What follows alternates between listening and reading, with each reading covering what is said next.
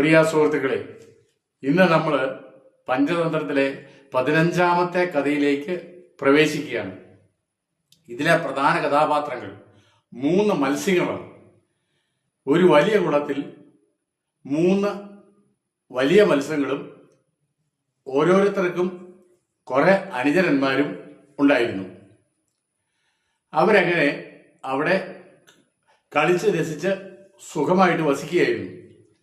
ഒരു ദിവസം ആ വഴി പോയ 2 മുക്കവന്മാർ, അവരിൽ ഒരാൾ പറഞ്ഞു, ഈ കുളത്തിൽ ധാരാളം മത്സ്യങ്ങളുണ്ട്, നമുക്ക് നാളെ രാവിലെ വന്ന് വല വീശി പിടിക്കാം.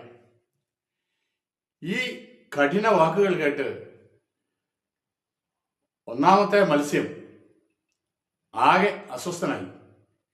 അവൻ അവന്റെ അനുചരന്മാരെയും മറ്റ് 2 വലിയ മത്സ്യങ്ങളെയും അവരുടെ അനുചരന്മാരെയും വിളിച്ച് ഒരു മീറ്റിംഗ് കൂടി. എന്നിട്ട് പറഞ്ഞു, നമ്മൾ വലിയ അപകടം, പ്രതിസന്ധി നേരിടാൻ പോവുകയാണ്. ഞാൻ 2 മുക്കവന്മാരുടെ സംസാരം കേട്ടു. അവർ നാളെ രാവിലെ ഈ കുളത്തിൽ വന്ന് ഈ കുളത്തിലെ മത്സ്യങ്ങളെയെല്ലാം വല വീശി പിടിക്കാനായിട്ട് തീരുമാനിച്ചിരിക്കുകയാണ്. അതുകൊണ്ട് ഇന്ന് ഈ രാത്രി തന്നെ, ഒട്ടും വൈകാതെ നമ്മൾ ഇവിടെ നിന്ന് മാറണം. തൊട്ടടുത്ത് മറ്റൊരു കുളമുണ്ട്, ആ കുളത്തിലേക്ക് നമ്മൾ താമസം മാറ്റണം. ഇത് കേട്ടപ്പോൾ മത്സ്യങ്ങളെല്ലാം അസ്വസ്ഥരായി. അപ്പോൾ രണ്ടാമത്തെ വലിയ മത്സ്യം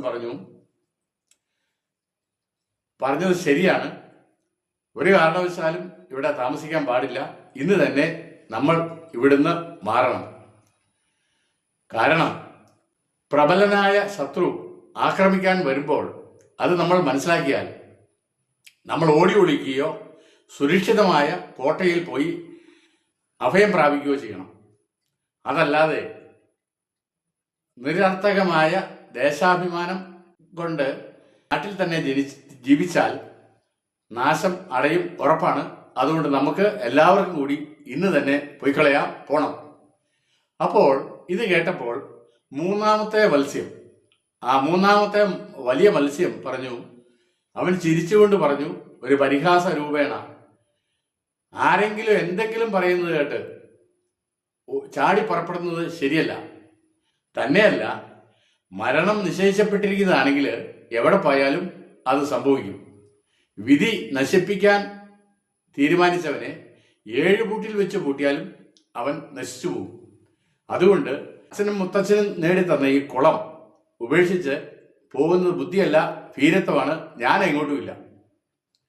ഇത് കേട്ടപ്പോൾ അവന്റെ അനുചരന്മാരും അവനും പോകണ്ട എന്ന് തീരുമാനിച്ചു. പക്ഷേ ഒന്നാമത്തെ വലിയ മത്സ്യവും രണ്ടാമത്തെ വലിയ മത്സ്യവും അവരുടെ അനുചരന്മാരും ആ രാത്രി തന്നെ ആ കുളം വിട്ടുപോയി. പിറ്റേ ദിവസം രാവിലെ കേട്ടതുപോലെ തന്നെ മുക്കവന്മാർ അവിടെ വന്ന് വല വീശി അതിലുള്ള എല്ലാ മത്സ്യങ്ങളെയും പിടിച്ചുകൊണ്ടുപോയി. പിടക്കോഴി പറഞ്ഞു, അതുകൊണ്ടാണ് ഞാൻ പറയുന്നത്, കാര്യഗൗരം ഗൗനിക്കാതെ വരുന്നത് വരട്ടെ എന്ന് വിചാരിച്ചിരിക്കുന്നവൻ നശിച്ചു പോകും. നിങ്ങളുടെ ഒരു വർത്തമാനം കേട്ടതുകൊണ്ടാണ് ഞാൻ കടൽക്കരയിൽ മുട്ടയിട്ടത്. അത് നശിച്ചു പോയില്ലേ? ഇനി എന്തു വേണം? എന്താണ് ഇനി പരിഹാരം? അപ്പോൾ കുളക്കോഴി പറഞ്ഞു, നീ പറയുന്നത് അത്ര ശരിയല്ല. ഉത്സാഹമുള്ളവർ, അവർ ക്ഷമതരാണെങ്കിൽ ഉത്സാഹത്തോടെ, ബുദ്ധിയോടെ, തേജസ്സോടെ പ്രവർത്തിച്ചാൽ എത്ര പ്രബലനായ ശത്രുവിനെയും തോൽപ്പിക്കാൻ സാധിക്കും. അപ്പോൾ പിടക്കോഴി പറഞ്ഞു, അനേകം നദികളുടെ സംഗമമായ സമുദ്രത്തെ നിങ്ങൾ എങ്ങനെ നേരിടാൻ പോകുന്നു? ബലഹീനതയുടെ കോപം അവർക്ക് തന്നെ ദോഷം ചെയ്യുള്ളൂ. പയർ വറക്കുമ്പോൾ പയർ കിടന്ന് തുള്ളിക്കളിക്കുന്നത് കണ്ടിട്ടില്ലേ? വറചട്ടിയിൽ കിടന്ന് എന്തെങ്കിലും ഫലമുണ്ടോ? പയർ അവിടെ വെന്ത് നശിക്കുന്നു എന്നുള്ളതല്ലാതെ അതിൽ നിന്നൊരു ഫലവും ഉണ്ടാകുന്നില്ല.